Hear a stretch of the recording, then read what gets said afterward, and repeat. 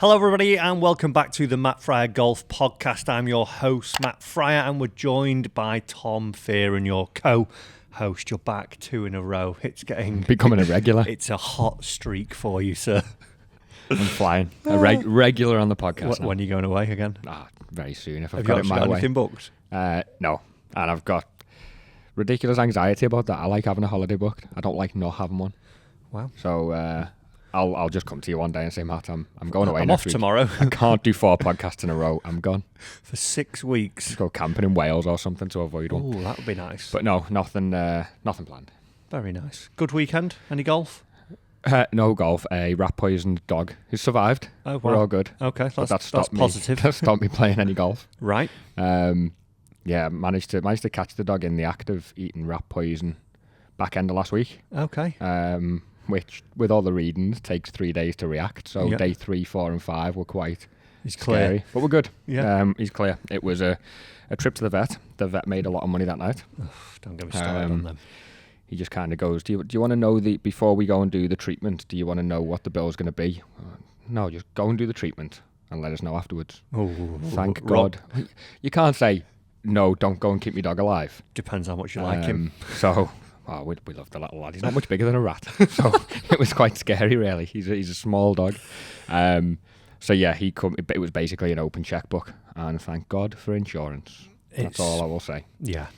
I'm not going to... I've spent a lot of money on my dog and I'm not getting into vet bills because I will lose my marbles I'm not in surprised. a minute. So yeah, he's not been really away from our side. So there was no golf for me. I was... busy coaching weekend, to be fair. My sort of Monday is a Sunday morning. That's my first day coaching. Nice. So busy Sunday, busy Monday.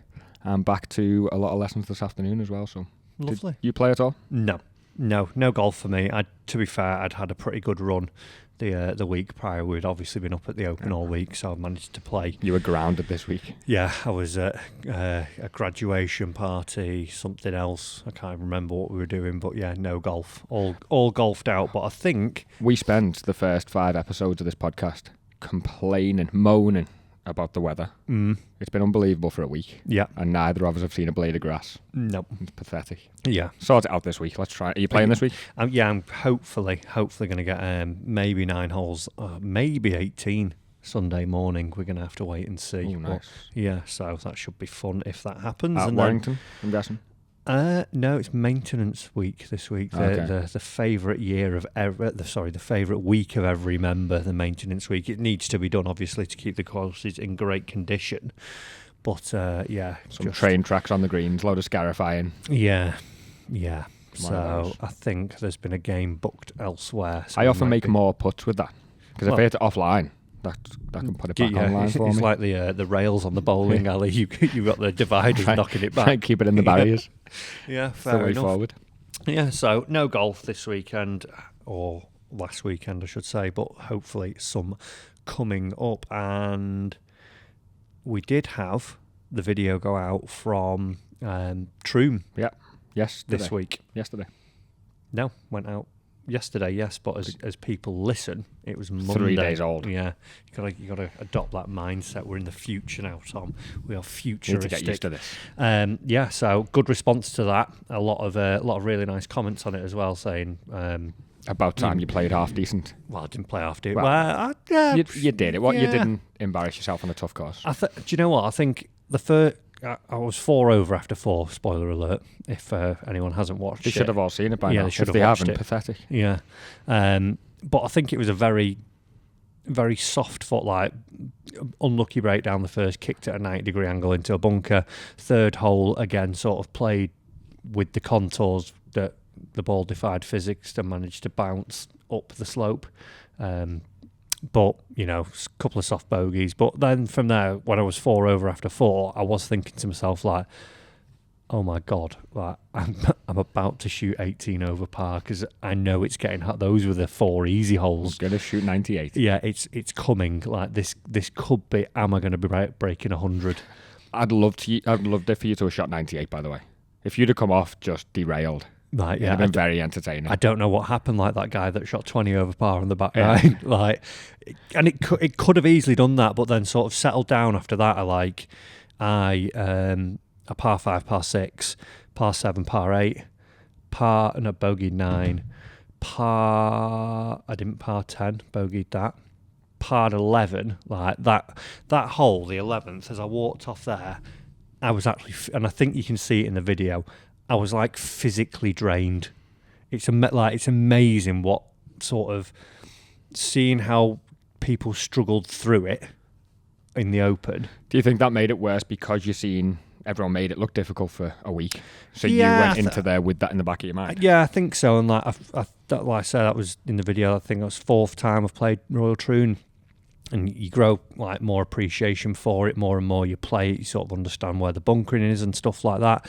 And in the 3 previous attempts, I've had like a par, a bogey, and I think I made a double. Yeah, I made double, like hit driver up against the gorse, tried to hook one round, knocked it on the train track, knocked one up to similar where I was in the video, chipped, and then so it's like you go and you go, oh god, like, and it's even worse now. There's more gorse, and it was exhausting walking off that hole. But yeah, it was a good video, and like I say, a lot of love on there. Really nice comments that everyone were putting in. So a couple of comments I've seen and what I took from the video, I obviously wasn't there on the day I'd travelled back, is you could see I probably wouldn't even call it nerves, but you could see the excitement of you actually going to play it. You were kind of that kid again getting out on the golf course. It's not to say you don't enjoy going and doing normal in the Reds, but obviously that's a different calibre what you've done on that Monday.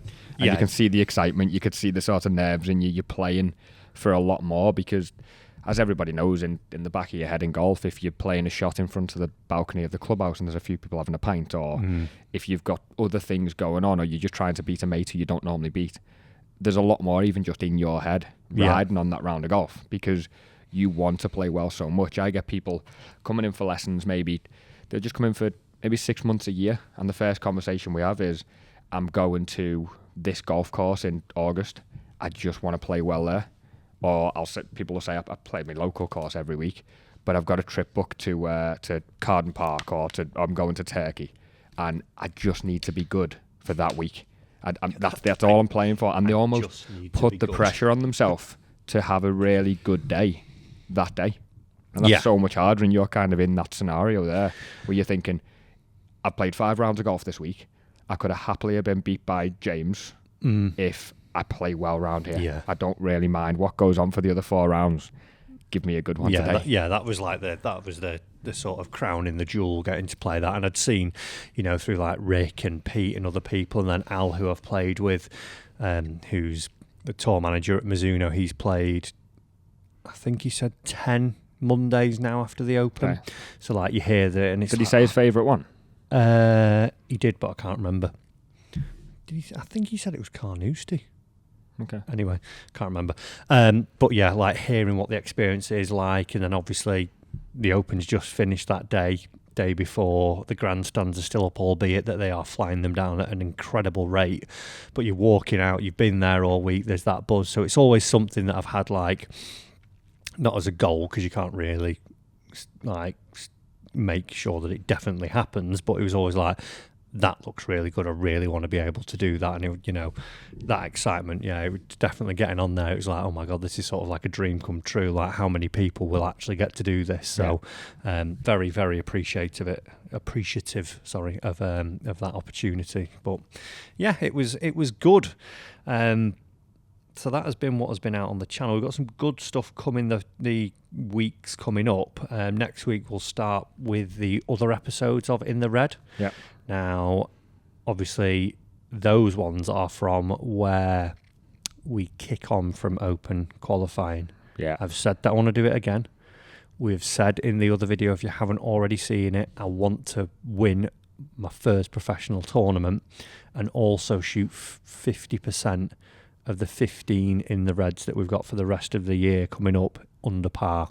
That's a bold call. Yeah, I've put it out there, and it means that I've got to own it, and I've got to go and do some work. And we had Prestwick, St Nick's, and we had Irvine, and I think it's a great start. 2 great courses.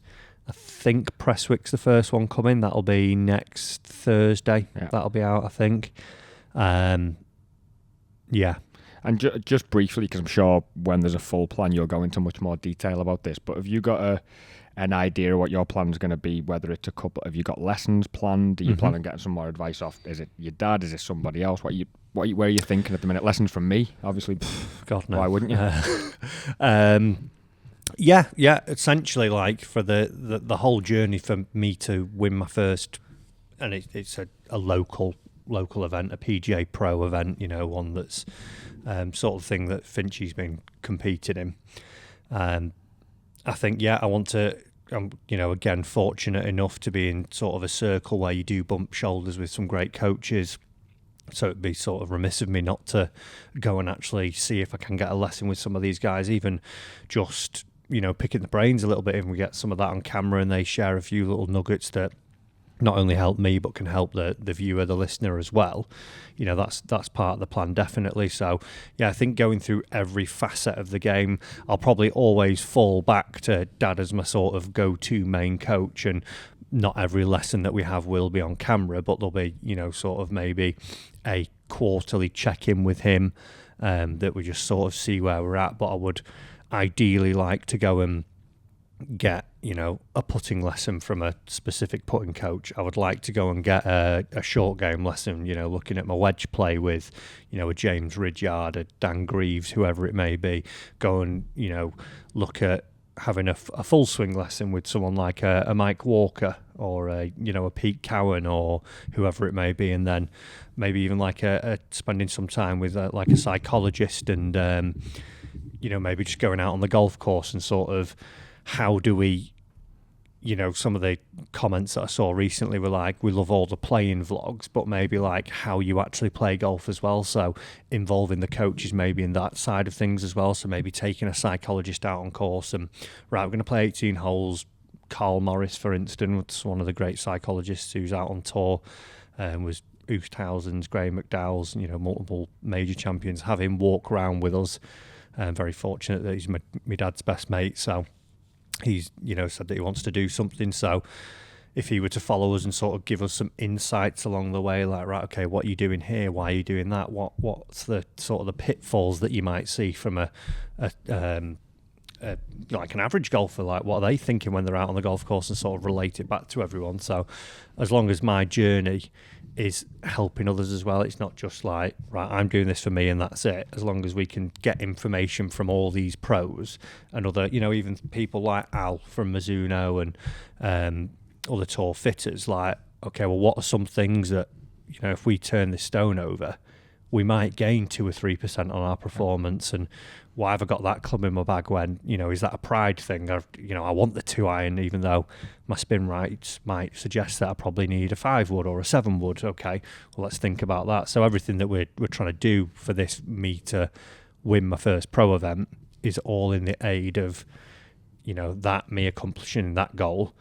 But for everyone else who's watching to maybe go, oh, I never thought of that actually. Yeah, I'm going to put that into my game, and they might go on to win the local comp. They might shoot the best round they've ever done. They might break 90 or something like that, just from picking up these little nuggets from those videos and lessons. Yeah, I think if you were to go and find your average club golfer, you'd probably figure out that they're concentrating on one or two parts of the game that they think is maybe the problem or the bit that needs work on. Yeah. Not very often will they take that whole holistic approach of sort of, you can ask them a simple question of, are your clubs fitted for you? No, the driver is, the rest aren't. Yeah. Oh, okay. Have you thought about the gap in your bag that goes between your sand wedge and up to your pitching wedge? Yeah. Because that's huge. Now your sand wedge is how many times in a lesson do people walk in with like literally wedges with 2 degrees difference in them? Yeah. I've got this 58 and I've got a 60. Why? Yeah. No, I think the one I find more like driver 3-wood 5-iron. I think what I find a lot now is somebody maybe coming in with the set of irons that goes to a pitching wedge, and you might be talking the P790s or Stealth, and that pitching wedge is a rocket. It's 32 degrees. Yeah, and then a 54-degree Vokey. Yeah, big gap. The big one. Well, what comes in between those two? Do you know what 30 yards. Do you know what I'm maybe getting back to advocating 2 wedges. 2 52 and a 58. Yeah, that's fair. And a pitching wedge. I wouldn't specialist wedges. It depends on the wedges. player, because you've got the knowledge and ability to knock the 52 down, bridge the gap in between. I think if we're again talking average golfer, you probably want to try and stack those yardages with your normal stock swings. Yeah, but or do you learn with one wedge and make it easier? Or you could just do what's Savvy done with a 3-iron and knock the same club around all the time. It is interesting. I do I've got 50, 54, 58, and I'm hardly using my 54 now. I'm like, I'll hit. See, my 54 is my go-to. Is it for everything? That's unless the 50. I've got 50, 54, 58. The 58 is when I need it. I can open the 54 up a decent amount. I'd almost say you could get rid of the 58 other than bunkers and stuff. If you didn't get in that trouble, I could probably go 56 as my highest loft. I think I could stop there. Yeah. But I can't I don't like I've watched you chip, and this is a lie. This is not a lie. This is because I can just bump and run pitching wedges. But yeah, 54 is my go-to. Yeah, it's interesting, isn't it? How everyone just sort of, right, I'll use this, you use that. And we've got a question, actually, which later on we'll come to the listeners' questions, and one of them's about they struggle, use a pitching wedge around the green a lot, and they seem to struggle. So they've got a question. Great about that, video on the channel. Which wedge should you use? There you go. Question answered. Done. Have you got one on technique as well? Because he has said he's thin in it. So again, go to the main channel. Find everything. There's literally our biggest videos, our chipping videos. Yeah. So there we go. Everyone must be struggling. Exactly. Talking about professional golf, though, me winning my first pro tournament. I thought you were thinking about my chipping then. No, I thought that's how we got there. No. That would have not been the good segue. But it obviously was the Open, and then we rolled in to LIV UK, Tom. Now, we've not really discussed our thoughts, our feelings, what should we say? I don't know. I don't know the word to put in there. We haven't spoke about it much, have we? We haven't.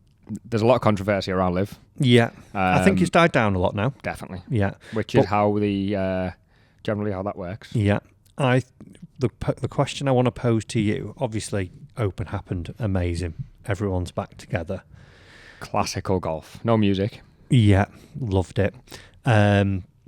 We then have LIV, which looked brilliant, looked really exciting. I had a few friends who went, text me. We were hopefully going to go, but then with kids and nap times and so on, it just didn't work out for us. But if you look at the landscape of pro golf now, we've got LIV, PGA Tour, DP World Tour, LPGA Tour, and then I'm going to throw another category in. YouTube golf. Okay. Where are you ranking those? Can you put them in? Can you from put my those preference or where I think they are at the minute in viewership? Let's go viewership. Okay. Do you want to go reverse? Bottom, you're talking probably DP and LPGA, somewhere around there. Yeah. Wouldn't know which one would be bottom, but I think that they're down there. Yeah. PGA Tour is then probably PGA Tour will be second. You've got LIV then, purely because I don't think it's got the traction yet, but they are coming. Okay. I think they are. I think you think you're right? Okay. Whether that's just because the most recent event is quite local to us, it's an hour and a half away. Yeah, it did and like feel you say, a lot bigger. of people went. It felt bigger. That might just be because people I know have been, people you know have been. Our social media has probably been a bit more packed. Yeah. It might not be. It might have been a little bit of a bigger event. I definitely feel like it was a bigger event than Centurion last year. That barely did anything, Centurion. I don't feel like it even happened. Yeah. And then, but then I also think JCB's got that sort of vibe factor, about it where people don't really get access to it. One way people got access was going to watch. Up, especially up north here, it is sort of like that exclusive golf club, isn't it? It's only an hour from where we are. And there is that sort of, I'm playing the JCB tomorrow. Who do you know that? Yeah, so I think there's that already it had that little factor added into it. A couple of people I've spoke to just said that they went to watch and they were just saying the golf course is amazing, I'd love to play. It was almost like they went there to see that golf course, just to be able to stand on the tee. And everyone talks about the little JCB tee pegs and the 17th par 3, which is an absolute beast. Yeah. So yeah, but probably like you say, good move in putting it at the JCB. But yeah, I think you've got then back to the ranking. You've got LIV, then PGA Tour, and then YouTube. YouTube's the top. Because the PGA Tour gets massively held up by the big hallmark events. Yeah. Simple as that. It's the majors, as we spoke about. But what are they playing next week? Exactly. You don't know. The John Deere Bass Fish Pro Bass Pro events. 3 Triangle Open. It's not that one. Okay. No, they haven't got that one on the schedule at all this year. No. I think looking at the schedules, you've probably got a better season coming ahead now for the DP. Because you've got a few of the do you know what annoys me with DP, right? Growing up, so started golf when I was 16, DP or European Tour as it was then, on Sky all the time. You had your big names, obviously people who now are on LIV, like your Westwoods, your Poulters, your Keimers. They were sort of that era of when I was starting to, watch golf a little bit more and wanted to become a professional golfer. I would watch it quite religiously, like, oh right, it's on. Whether it was at the golf club, it was like we'd finish around on Thursday morning, or before we were going out in the afternoon, it'd be like, right, okay, let's go and watch an hour of the golf before we go out. We need to see what's going on, whether it's the Czech Masters, whether it's South Africa swing. Now I couldn't tell you, like, the only real name, and again this comes from another outside agency, Full Swing on Netflix. Yeah. The only other real player I could tell you outside of the top players that are now DP, but the PGA Tour players, your Tommy Fleetwood, your Rorys, your Morikawas, who are up on the top of the leaderboard, would realistically be Alex Fitzpatrick. Yeah, which is completely fair. I'd be the same. And you look at it now, and I go, like, I couldn't watch it. No, I couldn't. I'll watch maybe title events again. So, as I just mentioned, there are a few of them we've got coming up, and I don't know whether again we're biased on this because they're fairly local. Yeah, we've got Irish Open, British Masters, and BMW at Wentworth. So we've got sort of Midlands, just over in Ireland, and then down south. Irish, I'd be bothered by. Yeah. Dunhill. Why? Because it's at Links Golf, and there's a good field. Yeah. Dunhill. Yeah. Bothered by. Good fun. Great golf courses. Again, Links Golf. Yeah. British Masters. I can take it or leave it. I was disappointed when the British Masters sort of signed a 5-year deal with the Belfry. They got 5 in a row. I quite enjoyed it when it moved about. Did Tommy host it at Hillside 4 years ago or so? 4 or 5 years ago. Yeah. I enjoyed the idea of it moving around. Yeah. You got to find these logistics, that isn't it? Of course, but for me, like, you look at the DP World Tour, and there are some great players on there, and probably should know a little bit more of the names that are out there, but we don't, because it's not shouted about that much. I sort of feel like sometimes when you look at, like, they did that deal with the PGA Tour, we should just be our own entity. We should just do our own thing. We should have, like, do you know what I think worked really well? And obviously COVID was a part of it. When they had that, like the UK swing, it proves it can be done. Oh, 100%. Like, because you had, was it the Fairmont? Yeah.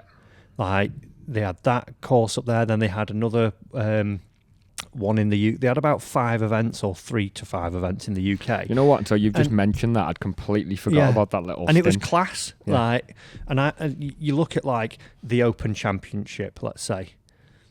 Obviously, it's always going to be a success because there's such great names there. The best players in the world come to the oldest championship to fight it out and win that champion golfer moniker for that year. Now, why don't we put more Links Golf on?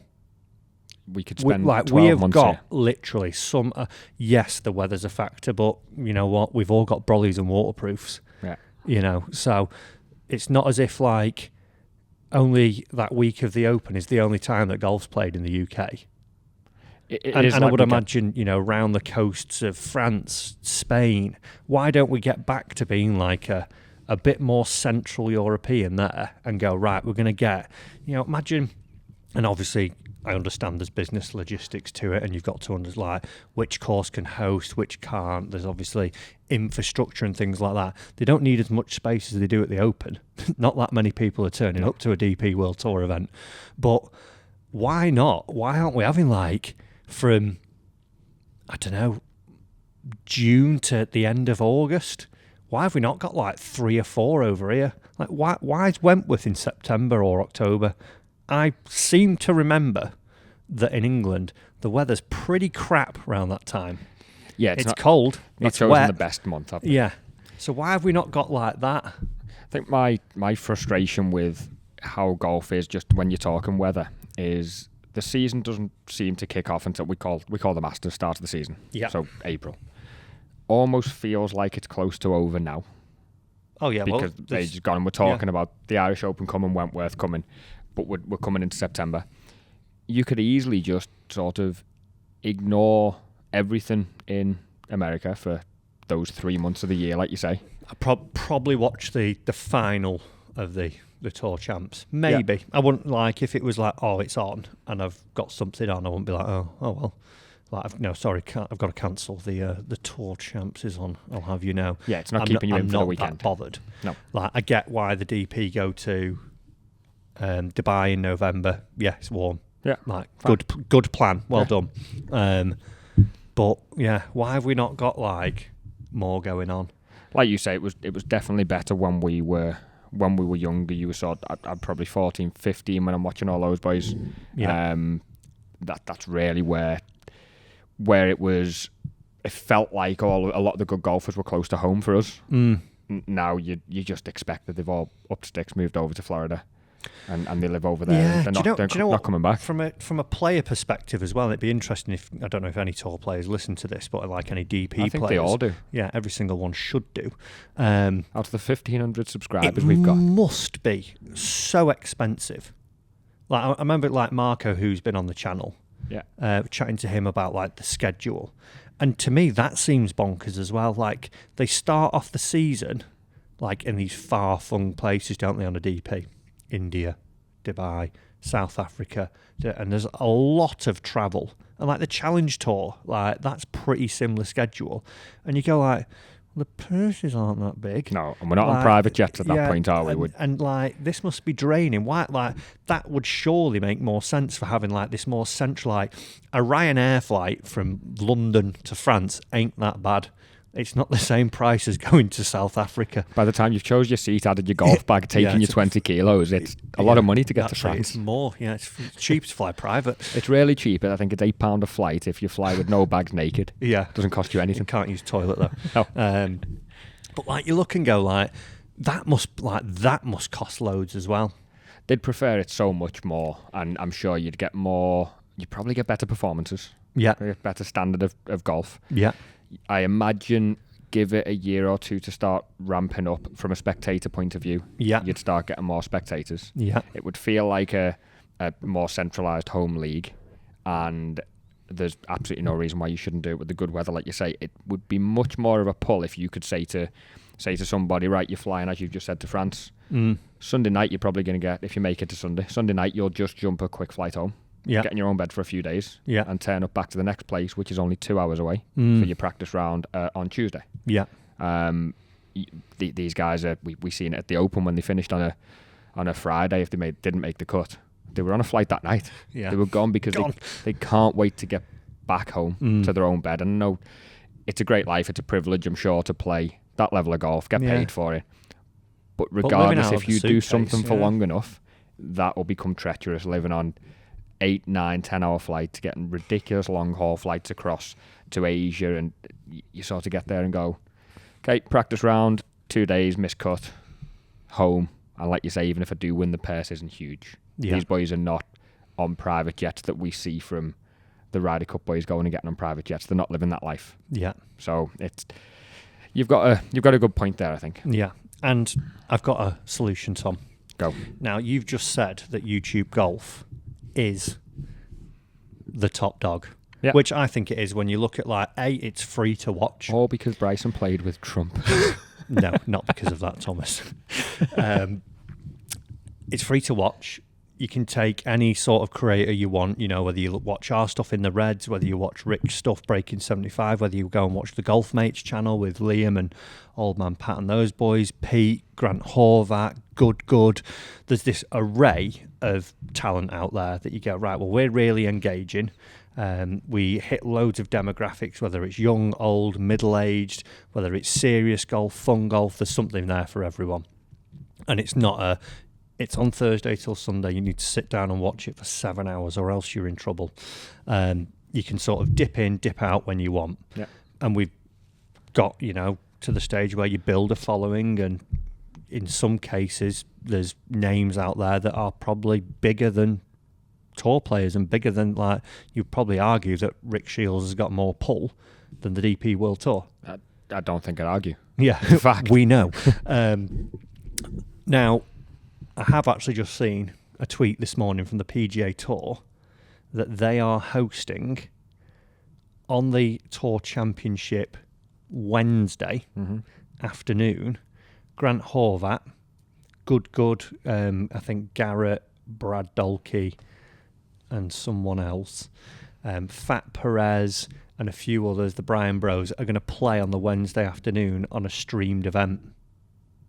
Okay. Which makes sense, doesn't Yep. it? I think in Europe now, what we should do, and obviously it comes down to schedules and what we're able to do, but I think during the season, maybe, there should be a Monday Cup, which is the likes of me, Finch. There should be, you know, Carter. There should be Golf Mates, whoever it should be. Or even if you wanted to take some amateurs, because the question that's always asked is, wonder what an amateur would shoot around there. So if you had maybe, let's say, 15 players on a Monday afternoon of every tour event that the DP got to, and I want this trademarked as well, you don't be stealing my ideas, they stream something, because they've got a decent YouTube channel. So why don't they, to get like the name out there, connect with a little bit more? Because you see the Pro-Am videos, still waiting for an invite. Which one do you want to invite to? Anything, not the ones that are 400,000 miles away. I'll get the India one. Probably come to Thailand, please, Matt? Yeah, no, I'm busy. But on a Monday, why not like leverage some of this? Have like a league, let's say, whether it was 5 events, Champions League style or something, whether it was a knockout, whether it was a point system, and you went, right, okay, we're going to have 10 to 15 creators, right, we're going to let them loose. They can film their own content, or we'll film it on our platform, blah, blah, blah, and do something like that each event. Makes a lot of sense. I've got no argument. When you first said it, I initially thought you were going to sort of tap into the Wednesday Pro-Am. My reason for that would be, it's just because it's closer to the event. Well, that's why if you did it Monday and it was live streamed, then you've got the build-up, haven't you? Wednesday's maybe a bit too late. It's quite embarrassing for the tour when everyone comes on the Monday and leaves on the Tuesday because they don't want the real golf. Yeah, if you bring them on a Wednesday, let's say Pro-Ams, if you've ever done a Pro-Am day at a golf event, they're good fun to be at, to go and watch it. It's a lot more relaxed than the tournament days. But if you were to say, here's your 4-ball, and I understand that it's a lot of money for these celebrities to enter the Pro-Am, so it is a big money raiser. Yeah. But if you were to change that from 1 pro and 3 paying amateurs to 1 pro, a Matt Fryer, and 2 paying amateurs, some way, shape or form, then that could make a lot of sense as well. It's the day before the event. Yeah. You're right next to it. Most people will turn up on the Thursday. The only thing I would say with that is the pro wanting to do that. Because if you've got it's in our interest to make a video of us playing at the tour event on the Monday.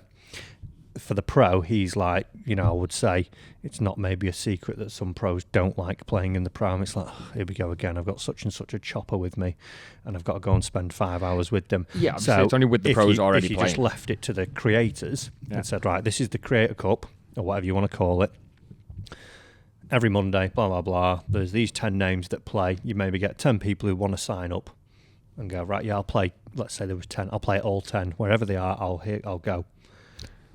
They're probably going to have the best chance. You might come to me and say, can you do 5? Yeah, do 5. Blah, blah, blah. And you go, and then you reward it on a point system, so at least you get in. And do it maybe not, the sort of big events we know about don't need it. Maybe have it being that, like, the Dunhill was maybe the final of it. Yeah. Like, there we go. Like, oh, right, okay, one big event, but the other ones maybe some slightly smaller events that you lead them up to. Because, like I said earlier, probably not going to watch those. But if you garner some interest by getting other people involved, get a bit of hype around them, then hopefully I'd like to see DP like getting back to... I think it's funny when I said to you before what's coming next week or what event's coming soon. Yeah. I bet you a lot more people would be able to answer that if they'd just seen on Rick's YouTube channel and go, oh, the Irish Open's coming next week. How do you know that? Rick's playing it on Monday. Playing the creator... I think just still thinking about bingo. Creator bingo. Bingo. Just thinking about what you said about, I don't think it's a secret the players don't want to do that. Yeah. I think what we'll start to see over the next 5 years is they're probably going to have to start doing it, and it probably will be in their best interest. Not have to from a point of view of they're getting forced to on contracts, but if they want to get their tour out there a bit more, their personality out there, they're probably going to want to start doing it and think, well, I need people to know me. I think that's where LIV have done a fantastic job. Yeah. Obviously, they've all gone away. Irritates me a little bit in that they were like, oh, we had to do all this media back when we were on the PGA Tour. Now it's like, right, you've got to do it for yourself. They're like, right, okay, let's do that. Let's get a team. And you go, hold on. But because each team, just for people who don't know, each team has their own sort of marketing team, media and they're team, doing really good stuff, and they're all more open to it now. You're seeing like your likes of Rahm, Sergio, your Majestics lads all doing great things and actually promoting themselves. That's one other thing I think should happen as well. There should be a YouTube team in LIV. Yeah, that'd be Imagine class. That. Like from, so let's say it was me, Pete, Rick, and Imagine Carter. how many times you'd get called a sellout though. If the money's there, you're in. Yeah, get that U-Haul backed up and pour the cash on the driveway. No, but if imagine that from that sort of standpoint, looking at like, right, okay, we got gifted 1 year on tour, and even if you didn't get the prize money, I don't want to take it off them. You don't want to come first and take $4 million off John Rahm, do you? I'll donate all the YouTube wherever the YouTubers finish, the prize money gets donated to kids golf or something like that. Great idea. But watching like how that would get right, we're going to our first event. What would that look like? Right, okay, we're going over to here. What does this look like? Oh my God, like playing this golf course is so different. Like it would show like how all right golfers, pros, scratch handicappers do against a tour field. And then you would see the insights behind it as well. And then you get amazing collaborations all along the way as well. Yeah. So I think that would be a pretty cool. So I've literally solved Is that another trademark idea? Yeah, if you see that happen, you heard it here first. You've heard it here. MFG pod. Sticking on LIV for a minute. You sort of said before we haven't spoken much about it. I think a few people might have got excited at what your thoughts are. What are your thoughts of LIV? How would you round it up maybe in a nutshell, and what do you think of the whole setup? I think the spectator aspect is really good. What they do, like from again looking at JCB, looking from outside to in, the way they promote it, the way they put on different things, the way the sort of party atmosphere is going, it's definitely attracting a new crowd, it looks like. I had a few mates texting me like, oh, just gone to that LIV at JCB. Oh, it was amazing. Might get the sticks out again. And you're like, huh? I've not heard from you in a while and didn't know you were playing golf again. Yeah. And they're sort of, bit younger than me, probably your age, bit younger, and they're getting back into it. So I think it does incredible stuff in that. It feels a bit, it just feels like the barriers to entry are just a lot lower. So what you're saying is the original players who left, who said they're going to grow the game and got slated for it, that they were going for the paycheck, you are saying that they are growing the game, in fact? No, I'm not saying that. Okay. Getting people back into it, is that not growing it? A little bit, yeah. Yeah, could be. I was my roundup from watching. Like I said, I've definitely seen a lot more of JCB than I've seen of the others. It almost seems like the idea is great, and sometimes they're a bit try hard, and I get to be circusy. I think the party hole. Did you see the party hole? No. Where they've just tried to recreate Waste Management 16th. Yeah, I think. Yeah. And it was like big loud music. They put the bars around there. There was a couple of clips which seemed maybe a little bit cringe of when someone comes on the tee you've got the staff in jackets sort of trying to get the crowd going. Yeah. Almost as if it was staged rather than the waste management one just evolved almost to the point arguably too much now. Yeah. But that evolved naturally. Yes. Which everything takes time to build, doesn't it? This is like, let's try and create it. I love the idea of a bit of music on the tee. I don't mind it. And they turn it down a little bit with the players. Everything's a bit more casual. Don't try too hard and make it circus-like. Yeah. And you can almost see players getting a bit frustrated thinking, okay, we are at a golf tournament. I've seen one of the broadcasters running up and down the range doing the job they've been asked to do, go and engage with players, go and engage with caddies. And a couple of times just got from the player, yeah, I'm feeling good. Turns back round, sort of brushing them away. That's their practice time. We spoke last week about the players dialing themselves in on the range at the Open, getting themselves prepared to play. These boys are still getting ready to go and try and win £4 million, $4 million. They're still trying to get in the zone. They're no different person now than they were a year ago before they signed up. They are the richer. They're a lot richer. They've got a bigger house now, nicer car, more cars. Either way, families are richer generationally. But yeah, I wonder how the players feel. And you can almost see that they're just trying sometimes. The broadcast is a case of, we're trying a bit too hard, and you can see sometimes the players want none of it. But then that's what you signed up for when you got paid. So yeah, I've watched first event. I watched about 10 minutes of that. Yeah. I was in a hotel in New York, and whilst waiting for the missus to get changed, it was on television. So you watched the full 18 holes? So I watched about 10 minutes again, and that's pretty much been my LIV Golf watching. Everything else that I've seen is through social, through Insta. Everything I'm saying there's social media as well. So I think, getting back to what I think of it, I think like that sort of barrier to entry, the what they do in and around the events is different. It might appeal to some other people's. For me, the golf, the shotgun start, I understand it. Like trying to get everyone there at the same time, it works well. It's like a smaller viewing window as well for the viewer at home. For me, like, I just have no connection to the competition.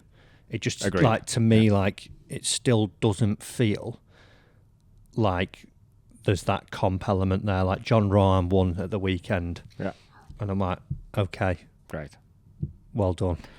But as you said a minute ago, everything takes time. Exactly, Can you see yourself 5 years down the line having, maybe not a team, but having a bit of a team, having your favourite players in there? Yeah, potentially. I think what it all comes like. I think the main thing that it's done is highlight like how good it is to have the big names back together, isn't it? Like the Opens, as I've said in previous pods, the US Open, the PGA, never really that bothered about them. No. Now I'm like, oh, this is our chance to see, your Rahm back, your Brooks back, going up against your Rorys, your Scotties. Right now we've got the big field. Cam Smith's back in it. Right, okay, this is going to be amazing. So I'm not against LIV. I'm not like for it. I would take elements from each one. I think, as we've said there, YouTube Golf at the minute, I think stands miles ahead of all of those, and I think, lessons can be learned there, but then I think, and what they're obviously trying to do with their agreements outside of it and how long and how quickly that all comes together, I think there needs to be something that it's not just 18 holes and we just fall back into the same, this is the way it's been done and this is how it will be. No. We need to see something different. Yeah, like agreed. TGL, when that comes along, yeah. Again, I think these ideas that are coming out, it's making people think, isn't it? Yeah, It's exactly. like, They're not. These ideas are probably the first steps into the end product that we all want to see. Yeah. You're going to make 20 mistakes before you get the product right, but at least it's not like you've just said, here's 4 rounds of 18 with a load of quiet signs going up, and that's it. On another thing, if that's your bag, great. If you love to see 18 holes, like seriously, like, I love that element of golf. Like for me, that is golf. Like the best golfers play 18 holes 4 times. There's a cut, and then the best come out on top. Yeah. Like that is how we find the best golfer. Period. Like what goes on there on LIV, we're not finding him. No, not at all. No. So you go, but that's not to say it's not right. You could go, well, if you enjoy a little bit more party, you want it a little bit more laid back, and it, you know, I like the team aspect. I think that's a good idea to get more people, like you say, a little bit more into a franchise and going, well, maybe I don't know the specifics of them, but actually it gives me something to cheer on. Like I'll look down the leaderboard and see where the cliques are this week. Oh, right, they didn't do too well. I wonder what each individual shot. Oh, right, okay. Maybe next week they might do something better. Okay, move on. Bang, and it feels a bit more F1-y. So I think, you know, like I say, you take all these aspects and, yeah, they've done some good stuff for me.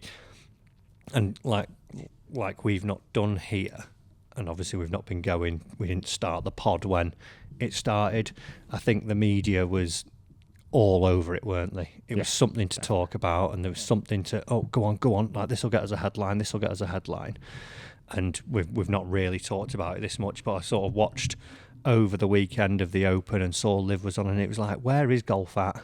And a lot of people that we meet are like, yeah, I only watch YouTube now, so I just wanted to talk about it and see what the thoughts were. But hopefully, you know, in the next 3 or 4 years, we can see, you know, parts of it all come together.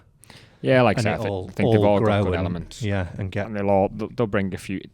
Think about the Open last week. If you had a little bit of the LIV vibe, but way away over the other side of the sort of over-tented village. So you completely separate a golf course, but you give people a little bit of entertainment as well. In Dundee. Dundee, yeah. Dundee in the rain. No, but you've got a little bit of a sort of scene there where you can stand inside inside the tented village, as I mentioned last week, with TVs on, a little bit of music going on, a bit of live music. Bring the entertainment into the tented village, and you've got a bit of both. But you move out onto the golf course, and you're over with the classic golf. You're mixing it and you're spilling it, aren't you? So it'd be hard to contain that. Yeah, but again, you'd need to pen the people in. You would. Pen you in after 10 pints and go, Matt Fry is not allowed out the tent now. Do not let him on the course. There's a streaker. You know what I think? A lot of the time that comes into my head when I'm thinking about LIV, when I was saying sometimes they try too hard. It's that clip of Happy Gilmore where Shooter McGavin's bashing a beach ball around with his club. Yeah. This is golf. Go back to your shanty towns. Great. That's where it feels like I can't wait for Happy Gilmore 2 to come out. That's going to be the best thing ever. Might be the first time in years I've wanted to go to the cinema. I hope it comes out on the cinema before it comes out on Netflix or whatever's releasing it. And that'll be class. You'll just have 80 people. You'll have all the LIV fans there. Brilliant. Should we do some listeners' questions then, Thomas? We've got quite a few today. Go on, let's pick most of them, and I say most of them, all of them, because we asked for people's sort of frustrations on the golf course. We asked for that out on Instagram. If you're not on Instagram every week before we record this, we post normally on the Monday, sort of saying we're recording a podcast. So if you've got any questions or topics you want us to discuss, then we can do it. Right, hit me with the first question then. So first question, we've got somebody asking. This is in strange Instagram names. Joe Rufo. So I'm guessing his name's Joe Rufo something, but it's just a strange name. So we're going to call him Joe Rufo. Joe on the roof. Joe on the roof. Get down from the roof, Joe, you'll fall. Why can I pure my irons very consistently, but my driver is hit and miss?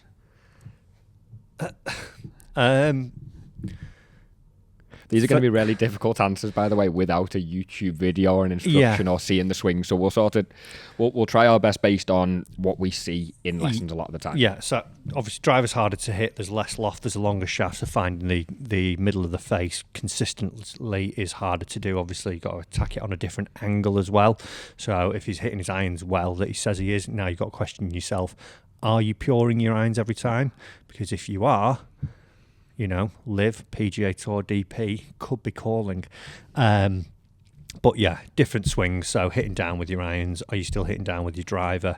It's a case, you know, that's like Tom's just said there. It's hard to give an answer without seeing it because everyone's very different. But driver's hardest club to hit in the bag because of that loft and that length issue with it. But yeah, maybe what I would suggest is myself and Tom are on Skillist.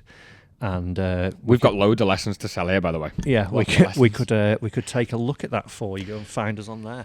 I think what I see most of the time with that question is somebody comes in and says, I hit my irons great. And what you figure out is you probably hit your irons great up to a 7 iron. Might allow you to be a little bit steep, and then the iron gets longer and you're struggling. Yeah. Basically, the longer the club gets, it just highlights the swing fault more. So chances are you've got a similar swing fault with a wedge or a 9 iron. It's just not getting highlighted. Yeah. The ball's still flying, it's still getting loft, and it won't curve as much because it's not flying as far, and there's not as and there's more loft on the club. More spin. Somebody's frustration is constantly having to adjust between ball above feet and ball below feet. So other than Matt, he can't just go and join a flatter course. Play at the range. Tell him that. Go to the range all the time. Top tracer. 18 holes. It's like saying, do you know what I'm really annoyed at? When I go around a roundabout, I have to move my steering wheel. Like, you're never going to get a perfect lie on the golf course. Give advice, Matt. What's he got to do with the ball below his feet, ball above his feet? How's he got to change things? Right, okay. A, don't get annoyed at it, accept it. And then it's a case of, like, the ball flight will generally follow the slope, is a good rule of thumb. So if the ball's above your feet, the ball would move from up on the slope down to the bottom. So it would move for a right-handed player right to left. Right to left. If the ball was below your feet, it's going to move from left to right. So it's making those adjustments. If you're a new golfer or sort of mid to high handicapper, I wouldn't be trying to sort of play against the slope. Like for us, if the ball was above our feet, we might try and hit a little bit more of a fade to hold it. But what I would suggest is that you just try and let the slope have its natural effect. Yeah. So ball above your feet for a right-handed golfer should move right to left. Ball below your feet should move left to right. If it's on an upslope, it's going to take off higher, so it's going to go shorter. Yep. If it's going down slope, it's going to take off lower. It's not going to carry as far, but it's going to run further. Which one's the hardest out of those four? For not just personally, but for the standard golfer, which one would you say they struggle with the most? Ball below the feet. Yeah. I'd slice it because they're already slicing. Downhill lie, because that ground behind them just in the way. Yeah, that's a difficult one. Yeah, those two. For me, just to add to that advice, it would be don't try and hit the ball with your 100% power. Don't leave the driving range. Don't leave the range. Just take a little bit off it as well. You're struggling to make full swing, full power at ball above or below your feet. Your balance will be a little bit off. You want to just make sure you get as much. You can't rotate as much, and you just end up with you need to focus on strike a little bit more. So maybe take one extra club and knock it down a little bit. Okay, these putts. These putts. Early extension always seems to creep back in. So that's obviously from his point of view there, but just talk about golfers who. Do you think the same bad habits always creep back in for the same people? Yeah, I would say that you have tendencies. Exactly. Yeah, so it's finding out what the cause of that tendency is. So, like, without seeing it, is it that you're releasing the club early, so you've lost all your angles, so then you've got to stand up to make sure that you're not hitting the ground a foot behind the golf ball. So, right, well, why are you losing the angles? Is it that the face is really open, so you're throwing it to try and actually get the club to the golf ball early? It's just finding out why, like that. You don't just stand up to the golf ball. You don't just extend. There's a cause and effect. Yeah. So you need to find out what the cause of that early extension is. Again, it's a hard one for us to diagnose without seeing your Golf Swing Skillist app in the App Store. Matt Fryer or Tom, you can go there and we can diagnose it just for a small fee. Send us videos. We will we'll watch the videos and we'll send you some feedback. It's a great tool. Okay, we've got Liam Batch. On the range, I hit driver bullet straight. Do you, Liam? Bullet straight. On the course, it's a huge slice. Okay. Can't figure it out. Please help. Have you changed your driver? Now, I don't think he's changed his driver from the range to the course. And I don't think he hits it bullet straight. You calling Liam a liar? Yeah. Okay, I'm just... Liam, you've Liam, you've probably been... Stop being nasty to them, Matt. Liam, you've probably been maybe just a little bit kind to yourself, but let's say you hit the driver quite consistently on the range, so a lot more consistently, and you probably find the fairway more. Is there any target on the range? I hope so. Is there any I aim for trouble? He always aims for the 250-yard sign. Yeah, and in between the hits it 250 every and the single time. 250, and he's always, maybe 8 times out of 10, he's in between those two signs. So he's hitting the fairway. He's a lot more consistent on the range than he is on the course. Why is he less consistent on the course? Swing changes. Okay. It's when you go, like, the range is the easiest place to hit golf balls in the world. You've got a bucket of 100 there, or 50, or whatever it may be. There's no consequence. You get really good on ball 75. As one of our other friends has just told us, you get a really flat lie, which, on the golf course, sick of those slopes. So quite flat on the tee, though, hopefully, on a decent course. It depends.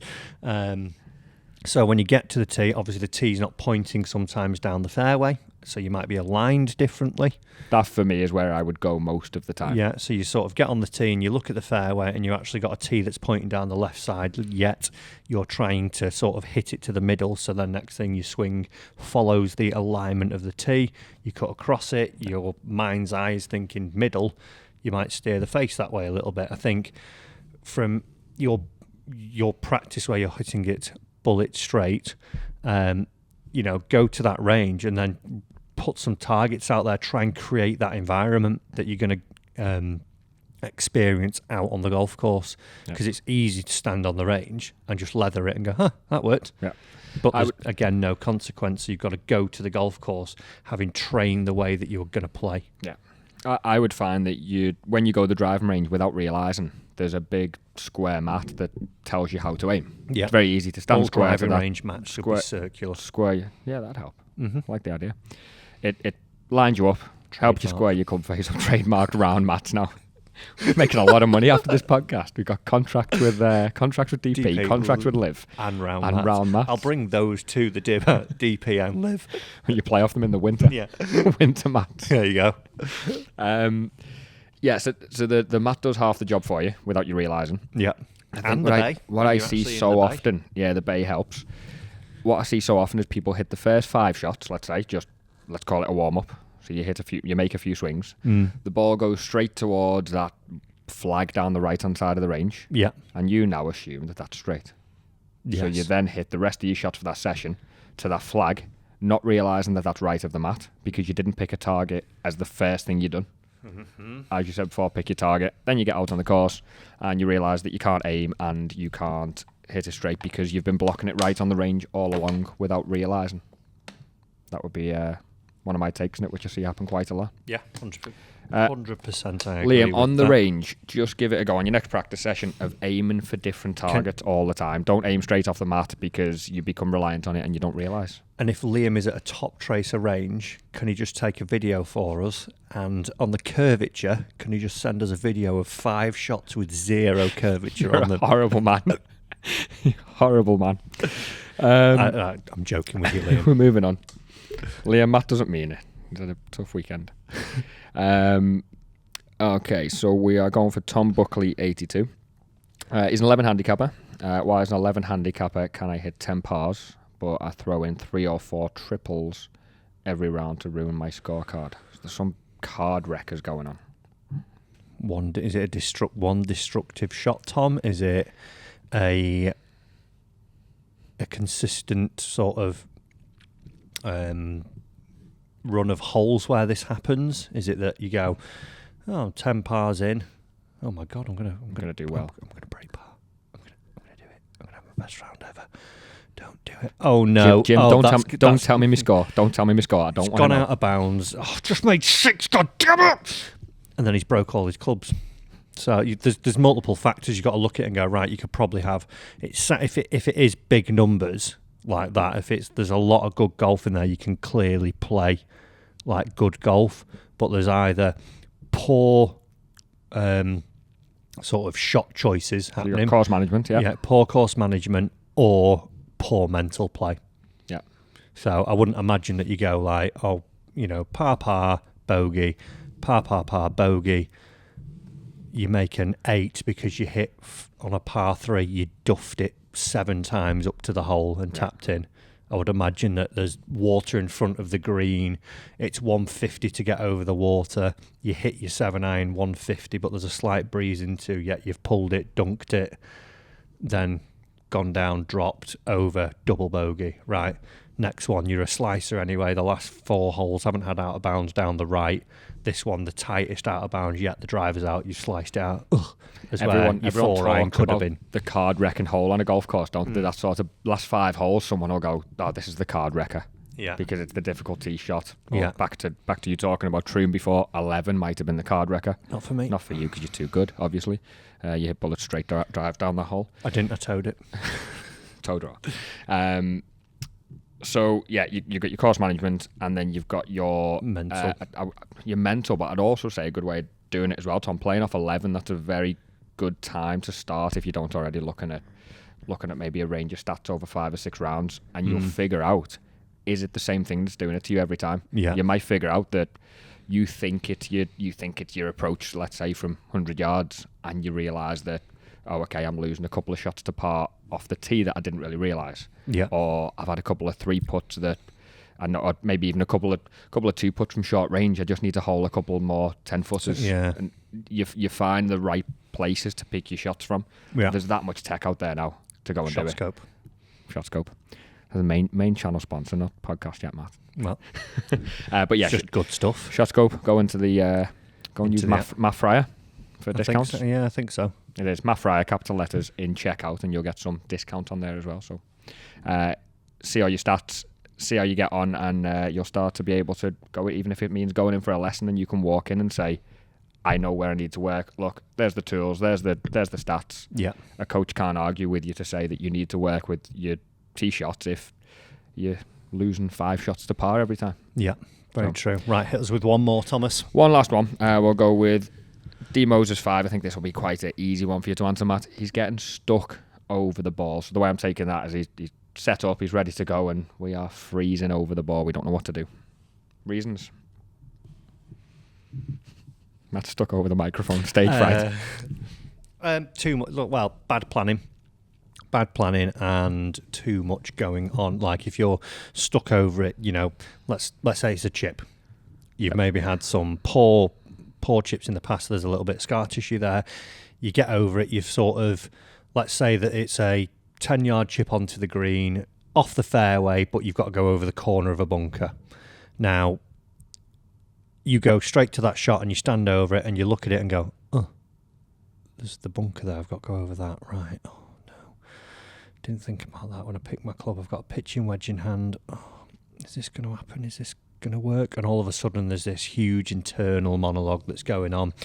You start sort of thinking about what you should have been thinking about when you should have been back behind the ball. It's like that meme with all the equations coming out of the head, basically going on, and you just freeze. Exactly. So you stand over it and you go, and you've not given yourself clear instruction as to what you're about to do. If you think of, let's say, driving to a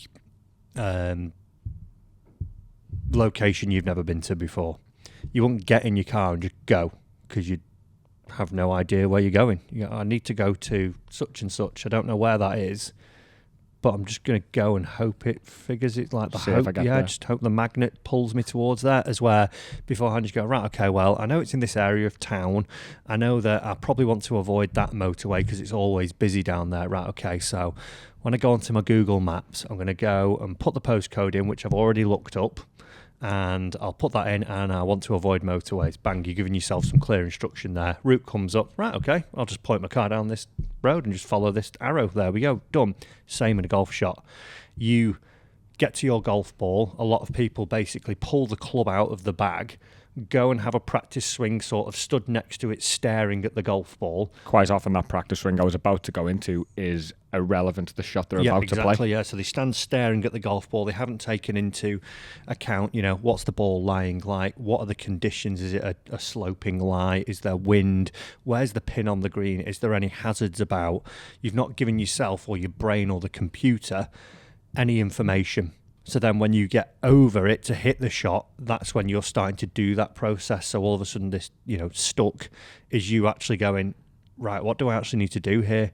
Oh, God, I'm over the golf ball. Right, don't take too long. Don't take too long. Well, hurry up, make a decision. What are we doing? No, don't take too long. Oh, it don't go well. So simply just every ball that you're approaching, just have like a little line in your mind, sort of 3-4 paces behind the golf ball. As you get there, right, okay, what am I facing? what's a good shot here? Okay, what's the lie like? Where do I need to hit it to avoid the water? Water's on the right, I'm going to play up more the left. Okay, if I hit a 6 iron, it might not cover it, but if I hit a 4 hybrid, it's definitely getting past it. Okay, in the chipping scenario, right, I probably just want to not go right at the flag because I'll have to go over the corner of the bunker. I'll just go 5 foot left. I'm not over it. Okay, right, practice swing would feel like that with this one. Bang in, 4 feet left, boom, you've done it. So you got to spend a bit of time, which as a higher handicap golfer or beginner golfer, it can feel like a lot to create that intention, to take in all the external factors, as you've just mentioned there. There was an endless list really of lie and wind, all those things. So you do get faster with creating that intention. Once you sort of get to it though, once you're practicing this more efficiently, you're actually quicker doing that than you are stood over the golf ball. 100%, you fly through it. You go, oh, as I'm approaching it, I can see it's actually sitting nice. Right, okay, right, that's good, straight away. Right, okay, I'm at the golf ball. What's my yardage? 150. Okay, that's my 6 iron. Okay, right, water left. Right, I'm going to hit it a little bit more. Right, okay, I'm going to align from a practice swing a little bit more. Right, bang, done. Right, okay, aim at that tree that's up the right. Boom. Yeah.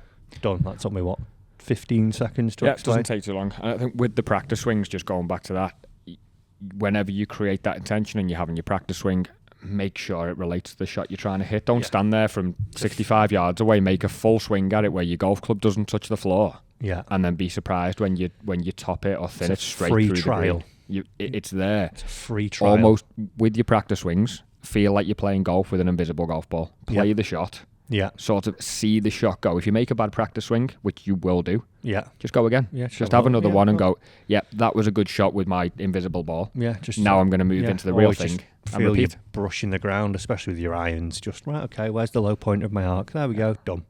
But so often I sort of see that practice swing where the club doesn't go near the floor, and you could almost just throw 100 quid on the fact that he's going to thin it now or top it, and then it happens, and you sort of go, you practiced for that. Yeah, you've just done exactly that swing, and then hit that shot. So, D Moses 5 that was from. Easy. Try and create a good intention and make sure when you stand over the ball, you're ready and you know what you're about to do. Don't try and make it all up in setup. Yeah, never works. That some genius advice there, Matt, for everybody.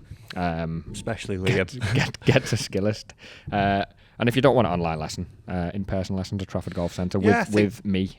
Yeah, definitely. I would always advocate going, even if it's just for one, just literally like, so you can understand your game. You can go, right, what's the cause? What's the effect? Right, there we go, done. You don't have to have a lesson every day, every week, every month. It could be just that one lesson that you go, right, I understand why I do these things now. I'm going to work towards it. Yeah, definitely. And there you go. Well, a good episode there, Tom. We've got 3 trademarks. We've solved everybody's golfing problems and also the professional game of golf. So I would say we've done a pretty good job. Everything's fixed. Yeah. And I've been here for 2 weeks in a row, and next week I'm going to make it 3 weeks in a row. Oh, wow. So wow. We're flying. Guys, thank you for watching. If you haven't already, do make sure you are subscribed to the YouTube channel. We're quickly approaching 2,000 subscribers, Tom. I thought you were going to say 200,000. I was going to say 200 million. That would be nice. No, but we're up there. And also, if you are listening, make sure that you do download us. Make sure that you leave a review. It helps us get up the charts. All those nice things, get it out to more people. And hopefully that will bring bigger and better co-hosts / guests moving forward when Tom's not here. But thanks for listening, and we will see you in the next one. Goodbye.